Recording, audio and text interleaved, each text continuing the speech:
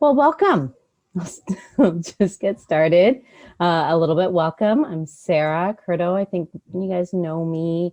I am the owner of the career networking group over on Facebook. I'm a career coach who helps people find a career they love. And I work with people one-on-one and in group coaching. And this kind of gives, I want to do it for two reasons. Number one, I want to do tonight because I had seen in the networking group that there were a few people who were really stuck and who had some specific struggles with the job search. So I wanted to provide some coaching specific to them overcoming those struggles. But also, a lot of people have never been coached before. Like I know, I had never really been coached before finally choosing to be coached. So getting a sense of what that looks like in a one-on-one or a group setting is always fun. Now I'll tell you guys, and then I'll tell anyone else who joins. What I tell my group coaching clients in the first session and of how to get the best out of it today is if you have a piece of paper and a pen to write some things down, because everyone, and it's interesting, some of the things that were already asked are, I know, problems that everyone has faced in their job searches and careers. So there'll be things that I coach them on that will 100% apply to you.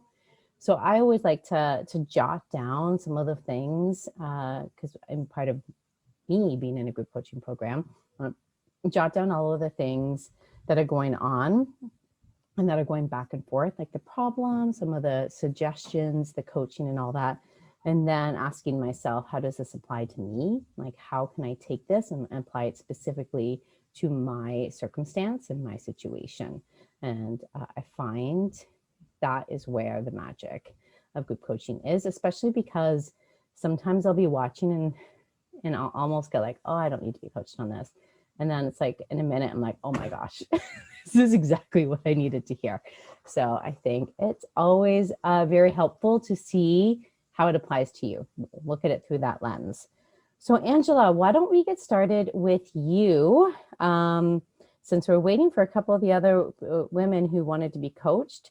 And I know that you, let me open up your email, but you wanted to get coached on networking and how to not feel like a burden when you're networking. Sure. Okay, so why don't you start by, I'm going to unpin me. So why don't you tell me a little bit more about your situation and what you're struggling with? Sure. So I'm very casual. I'm like in the middle of making dinner. No worries. Thank you for coming on. Um, yeah, I have done sort of like a lot of contract work in the arts, which is like always sort of a struggle. And right now it's honestly brutal. Yeah. So I've done like a lot of sort of like communications, arts admin stuff, and I'm slowly trying to shift into film programming. Like I studied film and that was sort of my focus. And I've had a lot of like adjacent roles. Mm-hmm. And in those roles, I've, met film programmers who sometimes are quite a bit more senior than me, sometimes are around my age. But I'm like not great at keeping in touch with people. And sometimes those were like 3-month contracts. Yeah. So I met these people, but like 4 years ago. And I'm sort of wondering how to reach out to them. Yeah, like in a way where especially like everyone in the arts is doing 12 jobs usually. So if, people's time is, I mean, everyone's time is valuable, obviously, but people are usually stretched pretty thin. And most people in the arts have more than one job as well. Yeah. So just like writing in a way that doesn't come across as super pushy or demanding, but figuring out a way to, get sort of information interviews about how people got into film programming. But then I don't know, maybe also because I haven't done a lot of informational interviews, like how to sort of structure one so that I actually get a lot out of it so that neither of our time is wasted if they do agree to do that. Yeah. So why do you think you're going to be wasting their time? I don't think I'm going to be wasting their time, but I just mean like I would want to be prepared when I do, like if they do say yes. Mm-hmm. Um, but overall, I don't think it would be a waste of their time. But I do think that, I mean, everyone is really busy. So, Yeah. If people reach out to you to ask for information, what is your initial response? um, I mean, usually for me, it's only ever been over email, in which case, like sometimes it is right at that moment if I have the time, and sometimes it's a week later, but I try to respond. But Mm-hmm. an email versus sort of like, I mean, a face-to-face, like a Zoom call or whatever is more of a time commitment. Yeah. And so your reaction is, I don't have time for this. Make Um, time for this, or I wonder how I'm going to make time for this. yeah, I guess it's usually like I'll try to make time for this, but yeah, like I said, the questions that I've received have always been sort of like more cut and dried rather than like Mm-hmm. telling my story. It's been more like, honestly, there's like one company that I worked for that I get asked about a lot. So Yeah. at this point, I have like a cut and paste thing. But yeah. Good. Good. Like first is the notion that networking is to get a job. So for me, networking is to build a support system, to get advocates, to get people invested in your success. So as soon as Mhm. we view it like that, the way we approach sending out emails and how we talk to people, it then becomes less about taking up time or being like asking for a big thing like a job, because it's just really about a soft ask. So for me with emails, and in the networking group, there are some sample emails that you can use. If you go into units under challenges, there's a networking challenge. And I'm not a member of the group that okay, are you on Facebook? yes. Okay, so join the career networking group. Number one, Okay, watch sorry, the it's just career networking. career here. I'll link to it right now. Um, and in the units, I have a ton of webinars and challenges, including a specific challenge around networking. And in there, there are sample emails. So I'm just going to Okay. pop it in the chat box now, if it ever lets me open it. Okay, so I'm going to do everyone. There we go. Okay. And what you will see in the samples is that it's just very lighthearted, probably similar to what some of the people have sent to you, but different in that it's asking for information. It's more broad, Sure. open-ended versus specific. Did I cut out there? Or are you cutting? Is your internet? It's been clear for me. Sorry, I'm Okay. just taking notes. So it's like I see that you work. It's like if we're looking at a company, I see that you work at this company. The work that this company does is revolutionary and exciting for me. And I would just love to find out a little bit more about what you do there. That's it. Yeah, I mean, like I said, most of these people are people that I have like met Yeah. before. So So if that in that case, it's been 4 years. COVID, huh? Like, how are you handling it? We should catch up sometime. okay. Okay. Because the natural part of a conversation with people we've worked with is what you're doing now. A natural conversation with family, with friends, with everyone. So it allows for an organic way for you to mention what you're doing and what you want to be doing. Okay. Okay. And then you can ask, like, do you have any advice for me? Is there anyone else I should talk to? Do you know of any job opportunities?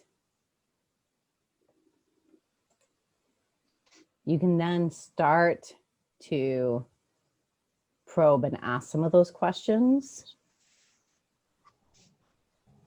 But most people want us to be successful.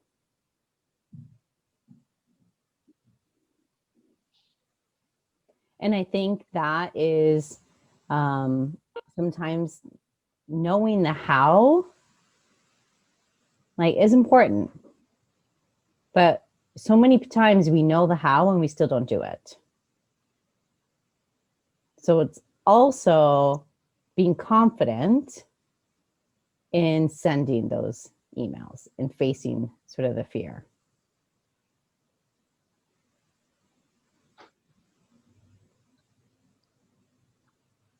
Because I see like nodding, but I also see this like, oh shit, now do I have to do this?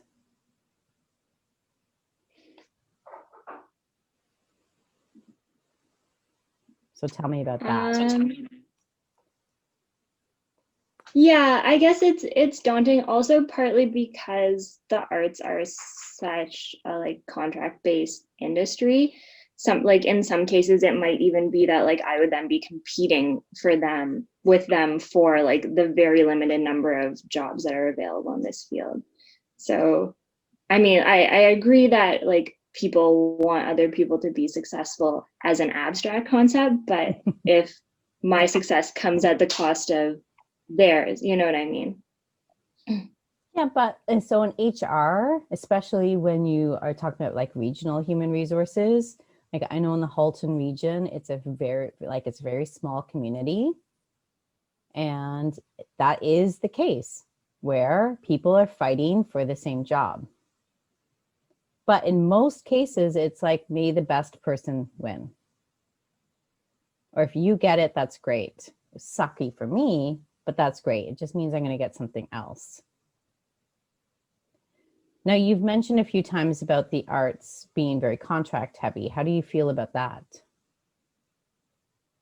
I mean, just as sort of like a broad overview of my career, like I went to film school, I worked on set for a while, decided that wasn't for me, started working in like arts admin, and I did some like workshop teaching type things, and like had a lot of short-term contracts, then had a full-time job for like 3.5 years, planning arts-based events, which ended at the start of coronavirus. So now I'm like looking again. So yeah, it's very stressful to be applying to a bunch of jobs and then thinking like, even if I get this in 3 months or 6 months, I'm going to be applying again. But yeah, there just isn't a lot of permanence right now. No. So. And I would say the arts industry as a whole, that isn't new. That's like a known commodity with that industry. It's a contract-based industry. And that's why I think that the networking and getting very comfortable with networking and always having a goal, even when you're working, of maybe once a month, twice a month, you're connecting with somebody. And that allows you to keep the pipeline of opportunities existing. So you don't have to worry so much about then having to search for a job. So are you saying that when I reach out to someone, I should try to make it like almost a standing appointment? Like if they give me like an hour of their time, I should sort of end that by saying like, is it okay if I check in with you again in like a little while? Yeah. Yeah. Okay. And it can be like 6 months, it can be a year, it could be 3 months. Like you guys can decide that. And it depends on the person. But I think what you do then is you create these connections. you are also looking out for them. If you see an opportunity that's maybe not right for you, and you send it over to them so that it becomes a symbiotic relationship. And then it also, like with these relationships, it won't always be an hour of time, but that, like, it, when you think about networking as a concept of getting people invested in your success as a relationship, it becomes a long-term thing versus a short-time transactional meeting, which, especially for you in arts and in a contract base, for anyone in a contract base industry, it just will make your whole entire career that much easier.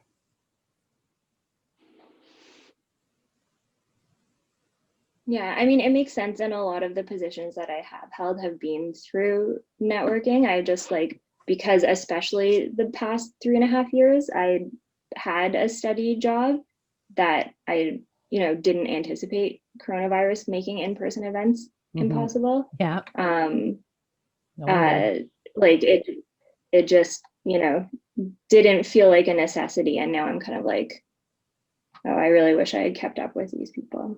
But yeah, it makes sense. Yeah. Well, like, the thing is time is like this fickle concept. 4 years ago was so long ago, but also no time at all ago. So what I find with most individuals is, like, you pick it up. Like, there's that initial awkwardness. Most of that awkwardness, though, is in your head before you even send the email. And then there's them receiving the email like, oh my gosh, I'm so excited to hear from Angela. And then you sort of, it's just like when you see anybody, it's like a minute in, it's like the 4 years were nothing.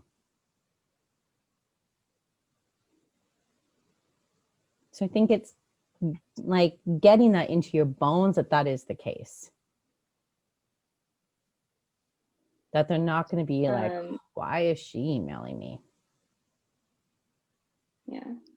Okay. Another very quick question, but Yes. if I'm like Facebook friends with someone, but like, I mean, I don't use Facebook a ton, and like they maybe don't use Facebook at all, and like I have their work email and might even have their phone number, because like at the time that we work together, like in a festival environment, you have to have like everyone's phone number. So like, what's the appropriate channel to use if you have sort of like LinkedIn, Facebook, email?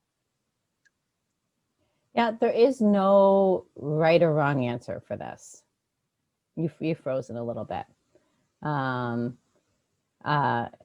Vanya has a suggestion, but what was I? Oh, there is no right or wrong answer. I wonder if you can hear me. Let's just give her a second to see. Yeah. Yes. Oh, you can. Okay, your screen is frozen, so that's why I said. There is no right or wrong answer. It really, like, these are the little things that stop us in our tracks. And when we are stressing over this, then there's a thought that's buried that's gonna sort of consistently get in our way. So we want to work on uncovering that. But like, to give you an answer, because I do still like giving some answers, is it the way that you communicated with them the most of the time. So if you used to text, then you text. If you used to Facebook Messenger, Facebook Messenger. Generally, text or work email, you know for sure they'll see. So that's your safest bet. Just identify yourself in text in case they got a new phone and didn't transfer over their contacts. Okay, and Vanya suggested, have you ever thought of transferring your skills in digital space, like maybe graphic design or any other ways to use your artistic talents? I mean, film programming is like a far cry from graphic design. I do know some graphic design, but like that's its own also very difficult career to pursue. So I'm like not ready to pivot to that point yet. I mean, those are skills that I have that I use when I've had like communications contracts and stuff, because if you're like doing like social media and stuff, like you kind of have to be able to do some graphic design. But I mean, being a graphic designer is also very competitive and often contract based and like freelancing. So I don't know that that's like a answer to um, that. Yeah. yeah, kind of a parallel career path. Another industry, like a sister industry, is the not-for-profit in the art space. So yeah, and I their- mean, I've their worked for a lot funding, of because their funding is generally year or 2-year cycles. So they're longer term contracts. Yeah, I worked for a lot of not-for-profits on both short and long-term contracts. Like I taught at the ROM for a long time and like smaller places as well. But yeah, no, it's just, especially right now, it kind of feels like I mean, there are so few film programming roles, so it's kind of like maybe I'm applying for something that's like programming, but in theater or like music or something like that. And there's always going to be that person that like their whole career has been about theater or about music. That's like just has that, like edge kind of. Yeah, or you can see it as And they're one note and you're multifaceted. yeah, I mean, that's just sort of been the feedback that I've been getting. Like I've been getting a lot of interviews, but it'll be like, oh, you had a great interview. We were really impressed with your experience, but we just went with someone who had a little bit more experience in like the publishing field, or a little bit more experience grant writing, or a little bit more experience in theater. But it's always just like this other person was just a little bit more specialized. And I mean, it's kind of frustrating. There's no like constructive criticism. It's just like experience that they have that I can't change. Like I can't lie about that. From a recruitment standpoint, sometimes that is true. Sometimes that is just feedback. That is not really true. They couldn't put their finger on it. And that was the easiest thing to put their finger on.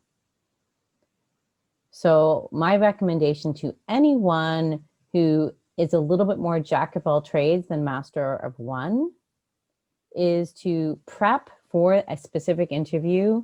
Why is me being jack of all trades the best thing for this job? So that at least you are going out swinging, essentially. You're doing all of the work to be confident that you're better than someone who's specialized. Now, if they believe it or not, doesn't matter.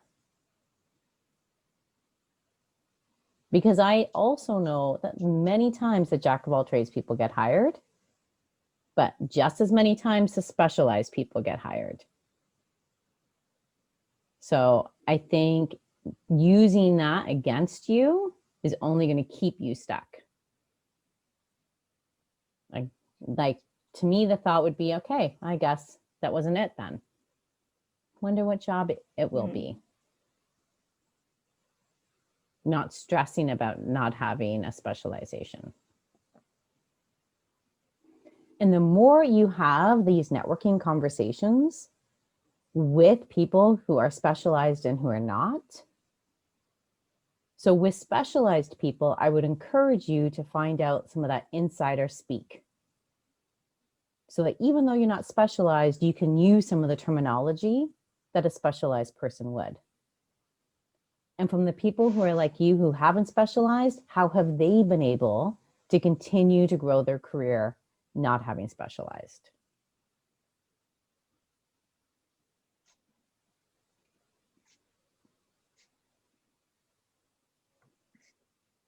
When are you going to send the first email?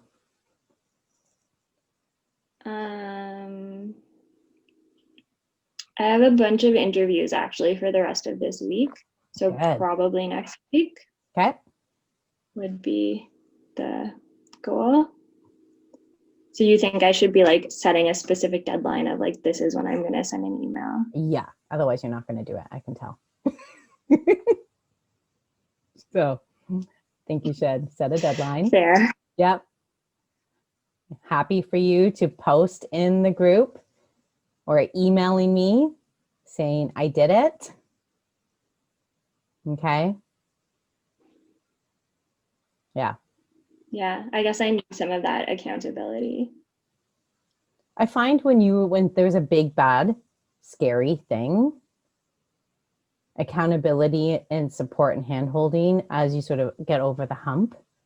Like I had a client who was like petrified of networking, absolutely petrified. I actually had 2 recently. And now they're like, one, I had to tell her, you need to stop networking so much and start applying to jobs. She all of a sudden, that's all she did was network. And then I had another one who was like, it's not scary. And she only networks with people she knows. She doesn't network with anyone she doesn't know. But it took her a while to even get comfortable with that. And they were like so happy to hear from her. Many of her concerns were the same concerns as yours. And they were so happy to hear from her, so happy to introduce her to people, so happy to send opportunities her way, which led to an opportunity. So I think leaning on that network, and I want you to think of it as a long-term thing. So that even if these interviews get you a job, you're still sending it next week. Because then you don't have to go through this. Or if you do, it won't be for as long. Yeah. But also know we're in unprecedented times. Don't use any of this against yourself. Okay. Yeah, no, this definitely feels different from applying in the past. Like I've been getting way more interviews, I feel like, than I did in previous job searches. But I feel like, I'm doing second interviews, and a lot of places have like assignments that you have to do now and stuff. And then I still don't, like, I'm still not getting offers, obviously. So yeah, that's, I guess, kind of why I'm thinking of like pivoting my strategy a bit, because it's definitely frustrating to be in this position. Yeah, I also think working on your confidence, like I mentioned, so you're not going in feeling like you need to convince them to hire you. You're just showing them what you can do for them. It's such a like subtle difference that can make all the difference in the world. And I think owning what you bring to the table is definitely a start. Helpful? Yeah, no, that's great. It's good to think about. I don't want to like monopolize everyone's time. Yeah, but well, yeah, no, that is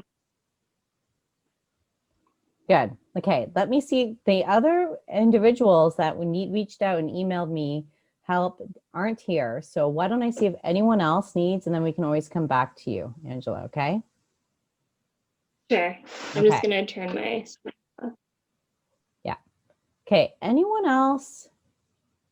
Oh, thank you, Rodrigo. You're so sweet. Anyone else want some coaching? Otherwise, I'll just answer some of the questions that were sent. I had a question on self-confidence. If anyone feels the need to talk about that. Anyone want to talk about not getting interviews or thinking about a career change, or kind of like what Angela was saying, lots of interviews, but not getting any offers or anything else? Just unmute yourself, put on Hi, your Sarah. video. Hey, Rodrigo, how you doing? I'm doing well. Sorry, I cannot pull up my video today, Okay. but I can talk. I've been listening and watching, so that's why I shared this. Now, Thank you. since you mentioned about self-confidence, Mm-hmm. and you know a little bit of my journey, and Yeah. I did not update you, but that position at both Microsoft and RBC, final phase lasted two candidates on both, but they chose the other one. Getting So, so close so many times. so close so many times. This one was particularly, because both happened at the same time. Mm-hmm. And I got so close, and a number of other things that happened, especially with Microsoft. So I felt that maybe that could be it, very close, but in the end, it was not, which is okay. It's part of the process. Now, since you mentioned about self-confidence, Mm-hmm. I've been battling a bit about it because there are two sides. The rational side, it is that I got so close, and I am getting closer if I look at my previous processes. Yeah. So it seems like things are going into the right direction. It's a matter of keep pressing, keep insisting, and eventually it will happen. Yeah. That's the rational part. Honestly, I guess I feel more about the emotions that, it's been such a hard fight for Yeah. so long.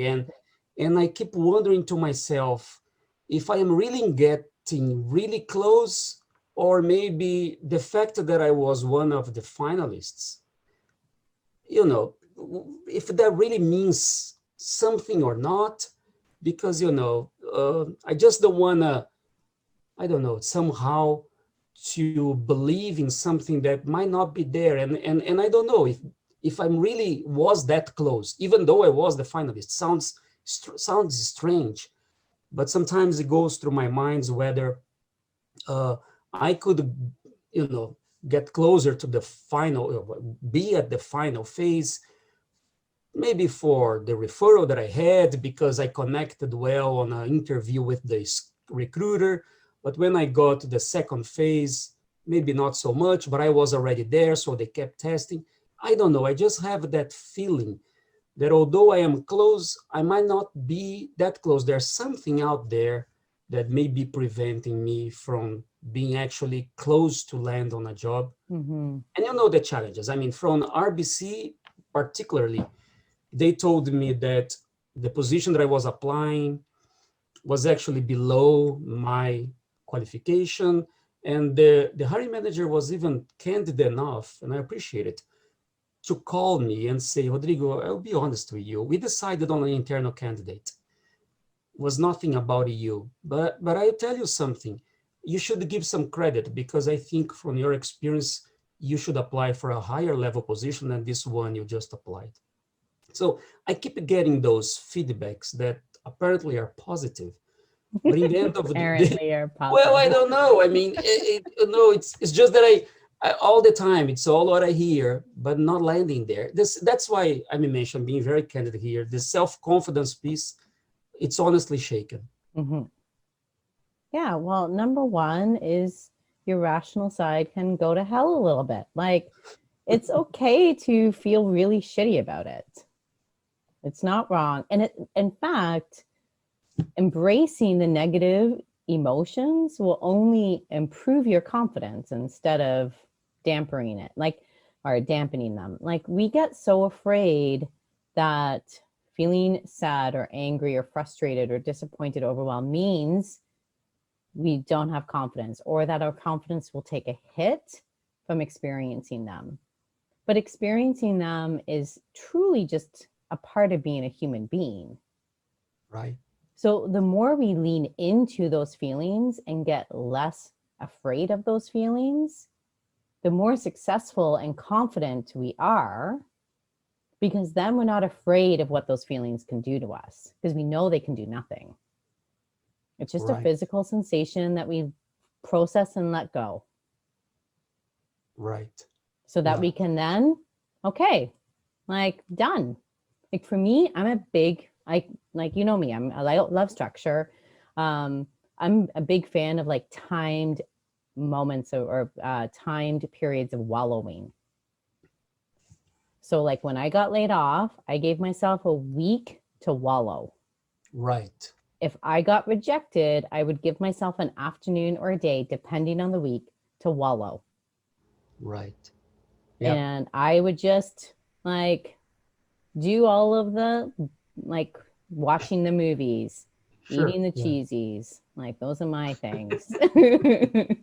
Maybe yours But are healthier choices, not well, mine. working in the garage has been something of it. Yeah. But exactly, I mean, I felt like not encouraged to keep even looking. It's kind of for a while, I didn't want to connect to anyone or do anything, but then it's lasting a little longer. Yeah. Now, just today, I applied to another position, and then today I have you. I want to make sure that I participate. Tomorrow, I'm networking with someone else. So trying to rebuild and then see where that next phase will take me. The problem is when we don't process and we force ourselves to go on. Um, there's the two things that I want to address here. If we force ourselves to go on, the energy with which we are approaching our job search is all wrong. Because we're like, Agree. it's not working. Nobody wants to hire me. I'm overqualified. I can't get the offer. Like all of that, like it's funny, but all of that tone and that things that we're feeling enter into our marketing. Like our resume and cover letter could be exactly the same, but Yes. it changes when we are like half-assing it, because that's what we generally do when we're feeling hopeless, or when we're feeling not hopeless yet, when we're feeling overwhelmed, annoyed, frustrated. Right. When we ignore our negative feelings, it can turn to hopelessness, which is when the time between being able to pick yourself back up increases. Because when we're feeling hopeless, we just want to lay in bed all day. We don't really want to do anything. Right.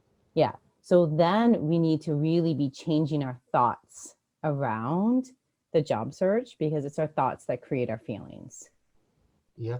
So the thought, no one's going to hire me, this is all pointless. Like, of course you're going to feel hopeless. Yeah. Like, that's like, of course. Like bad data in, bad Yeah, data out, right? exactly. It truly is like a thought error where it's like we have a computer program and we've tried to enter it and we're trying to get it to go this way, but it keeps taking us this way because Yeah. we have a line of code that's wrong. And that code is just our thought. So we just need to think of a different thought that can make us feel hope or curiosity or confident or any sort of more positive emotion. And this is after we've dealt with the negative stuff. We're not trying to replace the negative stuff, trying to make it go away, because it doesn't go away, it just gets louder. This is after we've had our day or 2 days to wallow. And then we pick ourselves up the very next morning and we're like, okay, there's different exercises we can do. We can do that belief scale that I've talked about before. We can do like, what do I need to think today to be excited about job searching? We can touch in with our future self who's landed the job and who's been in it for 6 months or a year. What are they thinking, feeling, and doing? So that we can get hope that way. There's all of these different tools at our disposal that we do before we start taking any action in our job search, even before we start planning our strategy for the job search. So all about the strategy to make sure we have our thoughts in the right place. Yeah, we start with the mindset. And then once that's in place, we think, okay, what am I going to do the rest of the week? And then we start taking those actions. Makes sense. Makes sense. Absolutely. Yeah. Yeah. And I think like one thing is that RBC job. What level was that, Rodrigo? What was the job title? There was a business partner, but not a, it was, if it was a manager, it was a low manager, not a senior manager. Yeah, It like a level was, 1 sort of thing. yeah, exactly. It was not an entry level, but it was not 100% strategic as the Microsoft one. The Microsoft one was more like a senior manager, more strategic. They were very clear about it on the job description and on the interviews. Yeah. The RBC was a little lower level. Yeah. So like we don't use things like that against us. You went into it because it was a referral. It's not like you applied for it, but we like for those of you who think the best way to get into a job is to go a level down, it isn't. It isn't always. Yeah. True. And in fact, it can erode our confidence because we don't get those jobs. I, I've been thinking that actually one strategy that might increase my chance if I start aiming higher, because actually that might be what may trick the difference for me, because I will feel more confident. I already even received the feedback about it, Yeah. and I don't know. In the end of the day, it just seems like I did better on the positions that were higher level. And what I've been trying with the lower level is just to expand or to increase the odds that I would be hired for a number of reasons. But it's not really happening in Not that way. working. And it No, doesn't it's not. because when you're trying to go from an executive level to a more hands-on, the concern is, well, like you're not as hands-on as you used to be. Yeah, Yeah. And so, and then there's the whole, like exactly what the feedback, you're going to get bored in this. yeah. Or So you're going to leave at the very, very next best opportunity, right? A better exactly, you're a opportunity. flight risk. Yeah, And so it only works. And it's not to say you can never take a step back. You can definitely take a step back when it's very intentional. And you're like, I hated being a manager. I only ever did hands on because I hated the managing and I hated the strategic, and I'm desperate to go back down. That's a completely different thing, as in, well, I'm hoping to get my foot in the door. The foot in the right. door is like, yeah, the foot in the door, and then you're going to go. Yeah, exactly. Yeah. Yeah.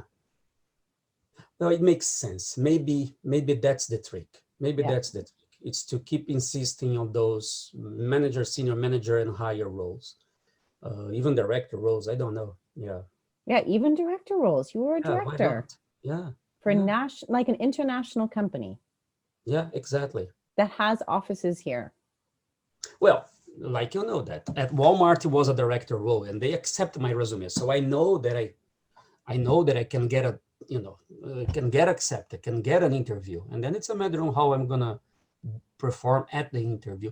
And you know what? I think that makes sense. This whole, I don't know, broad strategy going from a coordinator role to a director role. In the end of the day, I think it didn't serve me well, because it was maybe creating some confusions in my mind, and and so, yeah, that makes sense. Just, of course, it's a different ball game trying those positions, but it Mhm. may be that my chances are higher considering my history and everything that I Well, present. also think about, okay, so director level positions can get like a ton of applications. You can't, for anyone doing the director, you can't let that like get you afraid or scare you off from applying, because everyone applies for director positions. But the people that get interviewed the most often are the people who have director as their most previous titles or one of their last titles. So Or, you're actually competing against a much smaller pool of qualified candidates than HR business partner. yeah, Because that makes HR business partner, there's all of the other HR BPs out there. Then there are the HR yeah, generalists and HR managers, and then there are the senior managers and the associate directors. agree. So there's a larger pool of qualified candidates for it. And you're still getting interviewed, and you're still getting interviewed by brand name tier one companies. Right. So yeah, Yeah, exactly. Well, that's great. I was having a conversation today with a friend of mine, also from Brazil, kind of a similar story, but he said, Rodrigo, okay, you didn't get a job, but you get much further than I ever did, because, I've been trying and I never got to be interviewed for those kind of companies. So yes, you're right. There are all the reasons to see the positive aspect in it, and keep pushing, right? yeah. And I think another sort of concept that'll be super helpful for everyone is the concept of timelines. And I have this conversation with clients a lot, is we have our own timeline. Unfortunately, everyone else does not have the same timeline. The universe does not have that same timeline. All right. And so the most frustrating thing for us is when we're like, I want to get a job in 6 weeks or 6 months or whatever the timeline is. That's our timeline. yes, there are a lot of things that we can think, feel, and do to try and guarantee those results.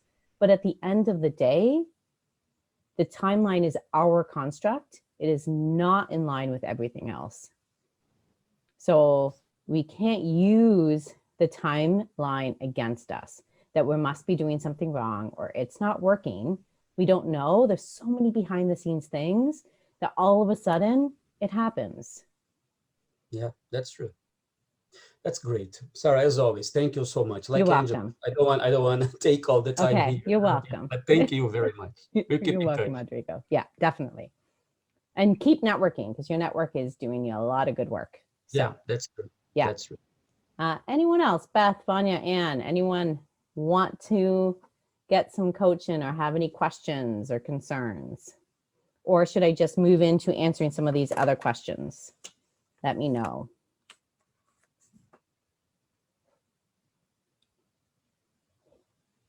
Okay, I'll start. And if you want, you can always put your hand up. Okay, so we talked a little bit about the self-confidence. Amberine had some questions on being overqualified, so I've answered that. But she was also asking about career change not being a good time, and career changes in COVID as not being a good time. And I talked about this in Job Searching for a Crisis. Recessions and crisis and pandemics and all that, it's actually a perfect time for career changes. So if any of you are considering that sort of career change or career pivot, now is a good time. I wish I had done it in the last recession. I didn't. But as a recruiter, I jealously watched so many people. I hired so many people who did career changes. And especially if that career change has anything to do with setting up a new business, because there's going to be a ton of grants to help out with that. And I think part of the problem, what she was mentioning, was the meeting in person, or for a career change into jobs that are in person. And yes, that will create challenges that will again extend the timeline of it. But it doesn't mean we can't lay the groundwork. Because what I think what's happening when you're having a lot of, if you're taking a lot of action, applying to a lot of jobs, but not getting any interviews because you also want this career change and it sucks because it's just not a good time, you just don't really want these jobs, because what you want is the career change. So whenever I'm working with clients who kind of have these two goals, is we're establishing both goals. It's like, what can we do to lay the foundation, kind of like what I talked about with Angela? What can we lay for the foundation for the long-term goal? So the long-term goal of career change, so that as you're applying to jobs, you want them, because getting them is only going to help you with the career change. So it's that mindset shift so that you actually want them, which means that energy, when you are taking those actions and applying to jobs, will increase the likelihood that you start getting interviews and then eventually getting hired, because you've taken care of that career change goal. It's really important. It's like super, super subtle, these things. And the other thing, though, is not just to send out resumes, to also look at networking into posted jobs and networking in general. Any questions about that? Since Amberine's not here, you can just pop them in to the chat box. Vanya, I see your internet's cutting out. That sucks. And otherwise, I'll go on to the next, which is Aaron, who has had lots of interviews, kind of like Rodrigo, but it's a little bit of a different thing. She's not getting any offers.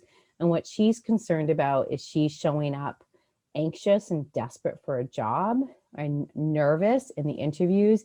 And she's worried if that is impacting how she's interviewing. Aaron, it probably very much is so. So as soon, and I mentioned this with Angela, and actually, Angela, it's very similar to what you were talking about. If you want me to coach you on this topic, let me know. Otherwise, I'll just air coach. I'll just pretend coach Aaron. So, oh, good. There you go. Sure. Sorry, I'm cooking dinner, so it might be a bit loud. Okay. That's okay. Um, So yeah, tell I me, definitely identify with what you were saying. yeah, so tell me how you think you're showing up anxious or desperate or grabby for a job.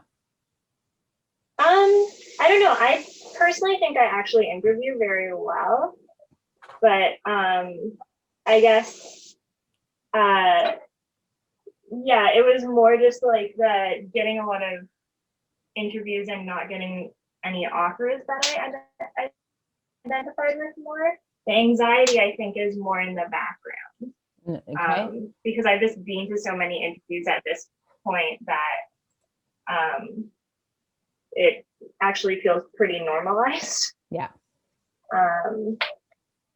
But I mean, there is anxiety because at this point it's been since, like, I got fired like literally at the start of the pandemic, like the middle of March. Okay. My Well, boss number was like, one, okay, that's it. So you didn't get fired. You got laid off due to COVID.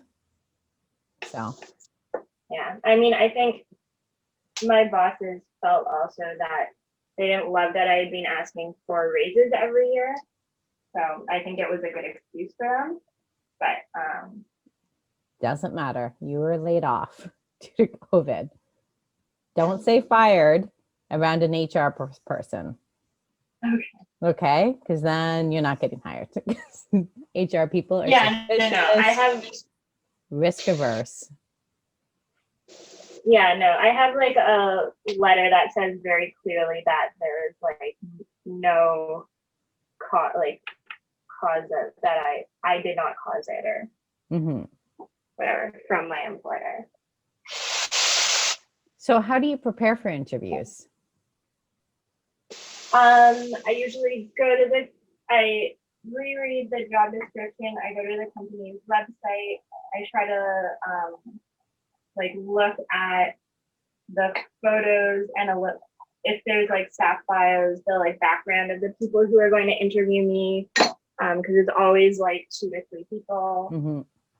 I don't try to anticipate a lot of questions,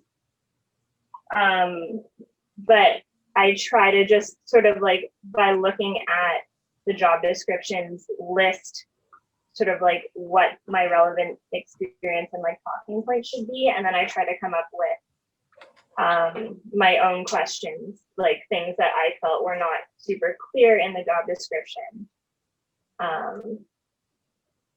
You know, some of those are very transferable, like, you know, is everyone working from home, or is there going to be like an on-site component of this? And then some of them are super specific to the job itself. So do you feel you prepare just enough? You don't prepare enough, or do you over prepare? I think I used to over prepare, and now because I'm doing it a lot more, I'm preparing enough. Good. And what are you thinking when you're going into these interviews? I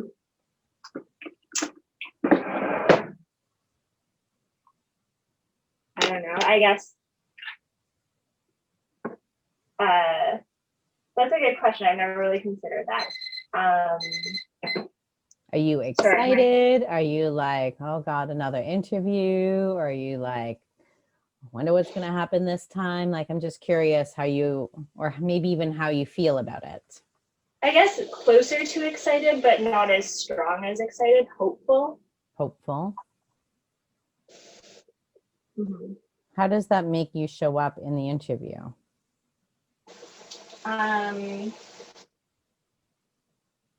I think, sorry, my pasta is just boiling here. I think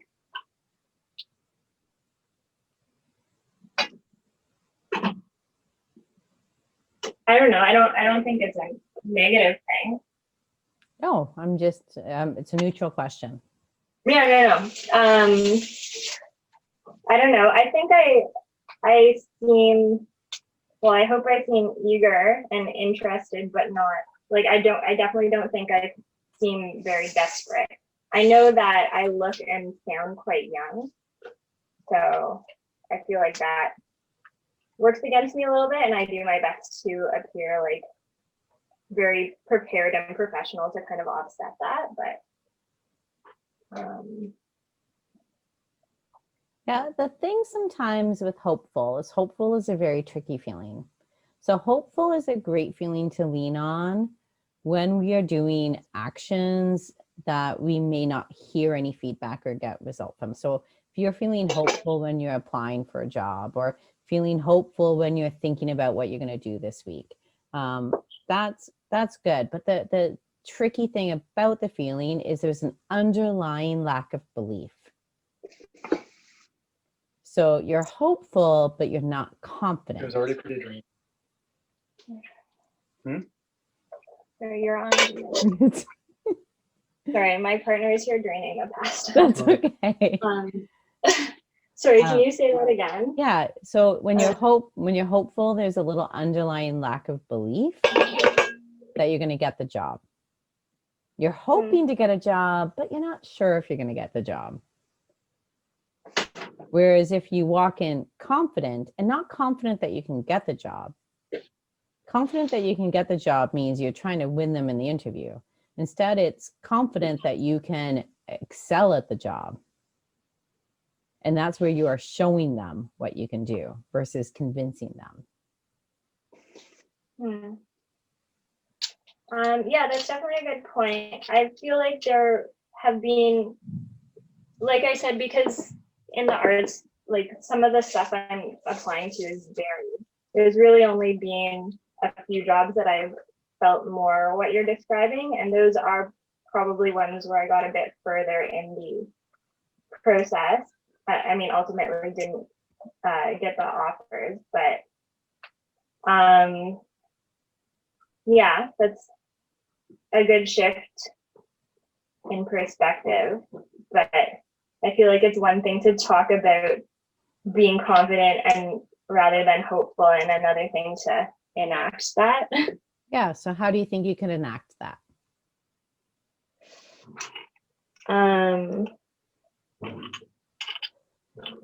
I don't know. I mean, I already feel like I'm adequately prepared. It definitely, I think, helps my confidence level when I have another interview already lined up. Yeah. So maybe even if it's just sort of like what we were talking about before, informational and like networking type interviews, trying to line those up after I have actual job interviews, so that I'm not like pinning all my hopes on one thing this week, but in fact, 100%. Abundance is a very easy way to then feel confident, because if there's lots of job opportunities, then all the pressure on getting this one doesn't exist, because there's other ones in the fire, or whatever the saying is. Irons in the fire. Yeah. Irons in the fire. Yeah, I'm not good at doing sayings. I never get them. But sometimes we only have one interview. So by increasing your networking and increasing all of your other activities and increasing your thinking that it's working and your belief that it's going to happen, I don't know when, I don't know what it's going to look like. I think that's the thing sometimes, is we want to know exactly what the job will be and where the job will be, but we can't always know that.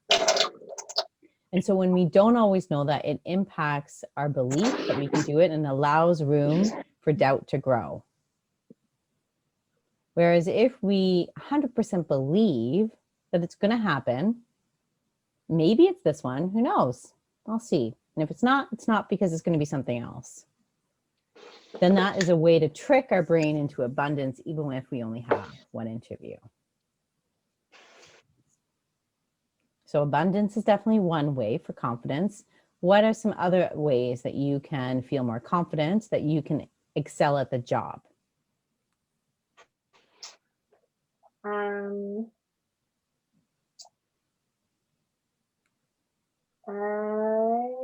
No, I guess, like I said, because I do think I prepare well for interviews.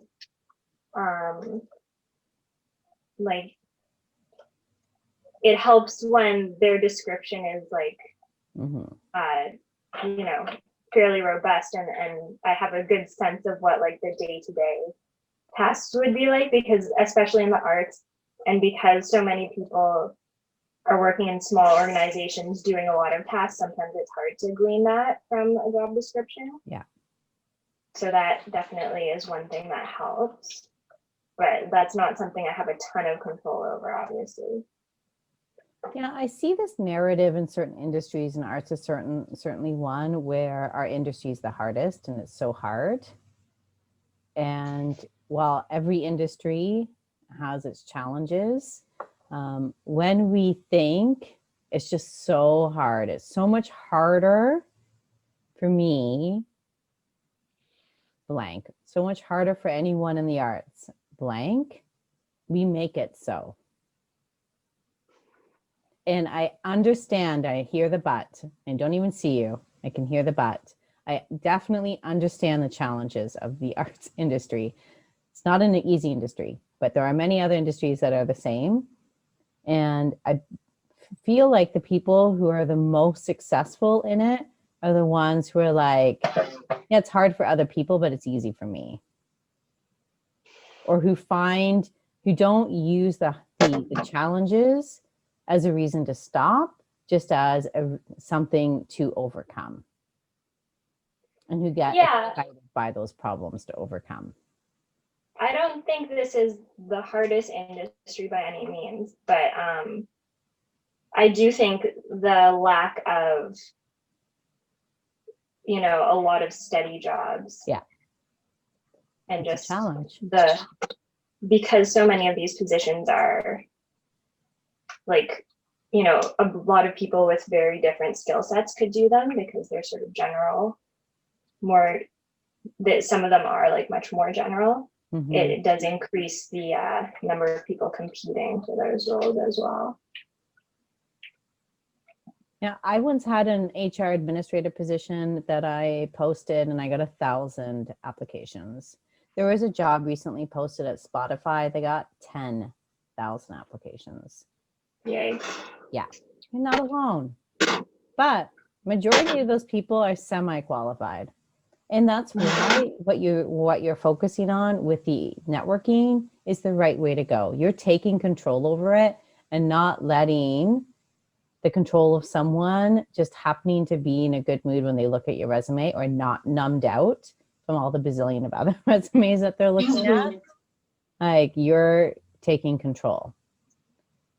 So I think the storyline probably definitely makes sense, that it just hasn't been your time yet, as annoying as that is. And I think I'm sort of big into the universe, and how it all works.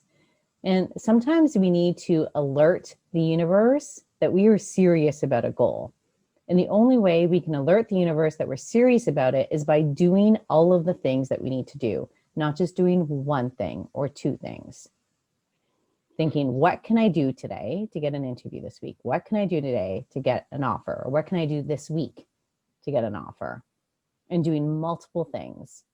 And I know from experience of seeing magical, weird things happen, that the people who it happens for generally are the people doing those things, because it means it comes from somewhere. Mm-hmm. Yeah, I think I'm probably applying to too many jobs and spending too much time doing that, rather than focusing on other things that I could be doing to help in my search. But it's hard to get rid of that guilt of, like, you know, there are jobs that I could be applying for, and like, if I didn't, like, is that the one that I could have gotten? You know what I mean? It's like FOMO, but for careers. It is. And it 100% understand that guilt. And like, for me, so again, I like structure. So I'm always sort of creating checks and balances. And for me, I was very I could only go on the job boards Tuesdays and Thursdays. especially in HR, because it's not like there's lots. So maybe for you, it's like Monday, Wednesday, Fridays. And then Tuesdays and Thursdays, it means you have to do something different. It's also only applying to a job if you actually want it. Not applying to a job because you think you could get it, because you actually want it. I am trying to be a bit more selective, but there are positions where they're like, it's work from home now, but eventually it'll be in Scarborough or North York. And I'm like, well, I should do it, but I don't I'm going to hate trying to commute to Scarborough or North York. Okay, well, don't should yourself. Don't I should do it. I think it's very reasonable for you, Angela, in your situation to say, I think I'll give myself 5 extra jobs a week to apply to, or 10. And on Friday at right before I'm about to finish, I'm going to spend 1 hour applying to all the jobs that I'm just semi-interested in. So then you're dealing with that FOMO. It's not sitting there, building and getting bigger, especially when you're networking, because sometimes networking can feel like it's pointless.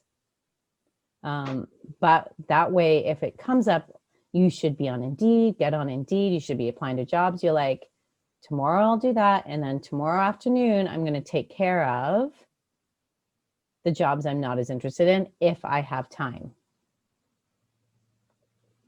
Does that make sense? Mm-hmm.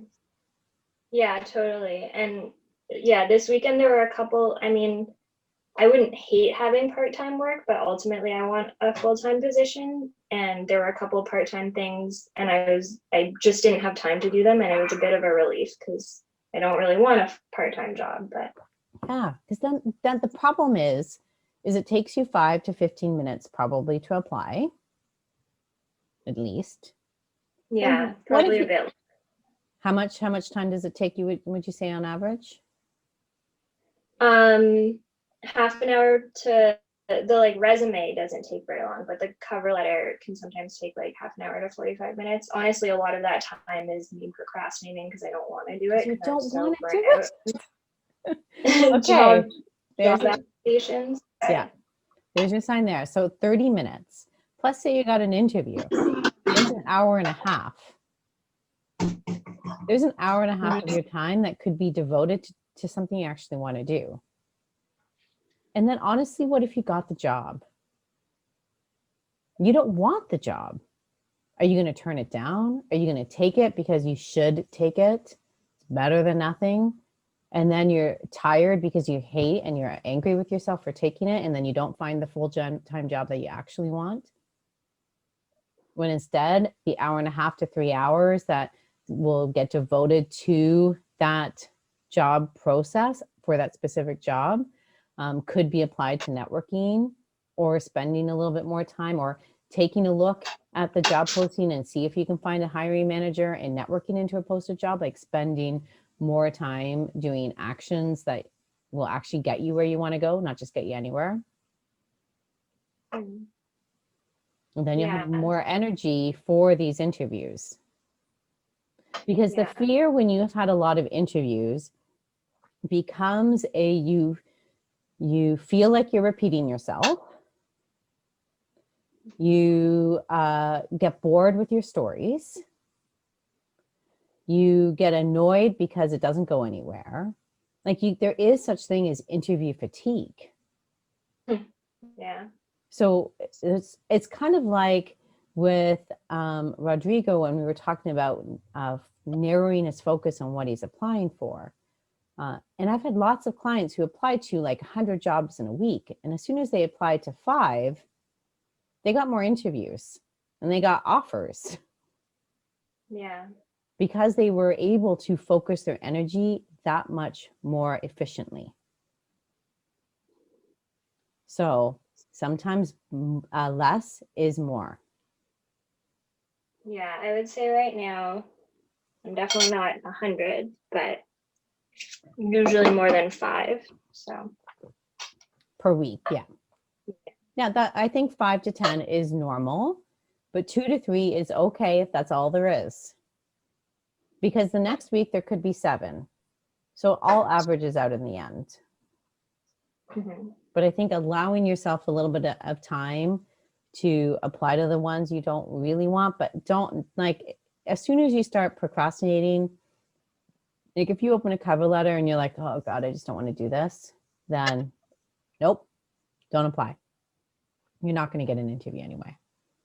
And we don't want cover letter fatigue for the ones you really want. Right. Okay. Yeah, this has been good. It's funny because I feel like everyone says the opposite, like, oh, you should apply just in case. I don't believe in that. Yeah, that's my Volume, dad. yeah, volume, the whole concept of volume, you have to apply to a ton of jobs. Like, this is not a sales pipeline. Even in a sales pipeline, I don't believe it. Like, this is not getting as many things crammed in there in hopes that the one. Let's be more intentional than that. And that's where we get the best results. Mhm. Okay, yeah, that it's good to have someone give you permission not to apply to all those things, because I guilt myself, and I feel like sort of like my family and stuff is not actively guilting me, but if I ever ask, oh, do you think I should apply? Usually they say yes. Usually there's no harm in applying. And that it's okay. No harm in applying works if you really want the job and you just don't know if you're 100% fit for the job. That's a no harm in applying. The no harm in applying of, I guess I'll do it. I guess I would take it. Yeah, no. It actually does harm. Okay. It's like a sneaky harm. Okay. So Yeah. join the Facebook group. Watch some of the free webinars on there. There are some more things on applying and networking and interviewing. Look at that networking challenge for some sample templates. And then if you have any questions about anything, just tag me in the group or send me an email. Okay. Okay. Good. So with Erin's, hers was a little bit more about over preparing and wondering if that was a thing. And for anyone who is an over preparer, over preparing is a thing. You can get really caught up in your head. And if you do a little misstep, you can crash and burn. So for me, it's instead of preparing answers to questions, and she had mentioned about answers to common questions. I don't like preparing answers for questions because there are a bazillion different ways to ask the exact same thing. And if they ask a question and it's slightly different than the way you prepared for it, it could make you lose your place in a way. And if anyone's over prepared, they know what I mean by lose your place, because everything's sort of in your head.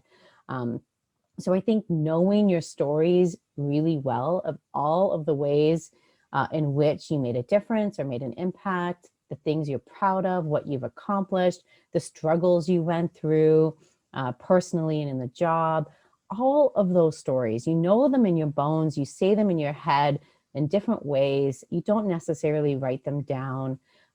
That is how you can't over prepare, because you just go in and you're just telling your story.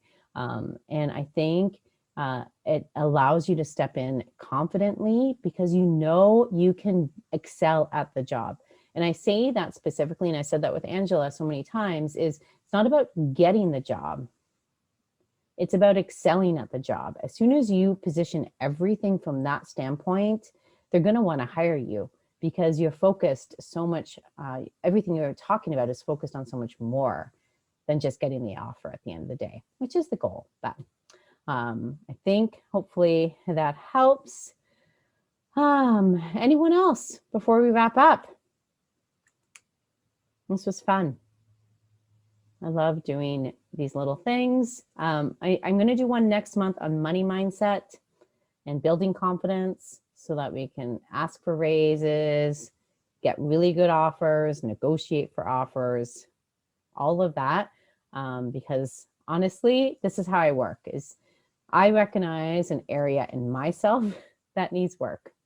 My money mindset has been something I've been working on since February. So definitely an area that I've been working on. And then I start sort of working on it and trialing it out with some clients. And then I bring it to the masses sort of in a condensed way with some actionable things. So that'll be coming up sometime next month.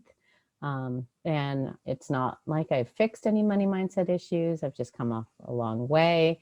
And I don't want anyone to wait because I'm like the lowball offers are happening to people. Okay. No one else wants to be coached, which is great. I hope this was helpful if you were coached or if you were not.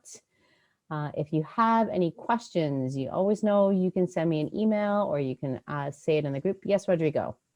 No, sorry. I was just waiting for you to finish, so I was going to say farewell. Sorry. Okay, that's okay. I didn't know. Thank you very much for coming. Like usual, some of you come out every time, and I really appreciate the support. And yeah, you can always, like to me, I always think if we feel a little lost, going in and watching some of the challenge videos or any of the webinars, posting in the group, asking for help. You can hashtag ask Sarah if you want to know. In the group coaching program, they have done that. But yeah, I just want, my goal is to get everyone in a career they love, you know that. And my goal was to help a lot of people this year. And this is one of the ways in which I do it. So thank you so much for coming out and letting me help. Okay. Good night. Thank you very much, Sarah. Good night. Thanks, Rodrigo. Okay. Good night, everybody. Take care. Bye, everyone. Bye.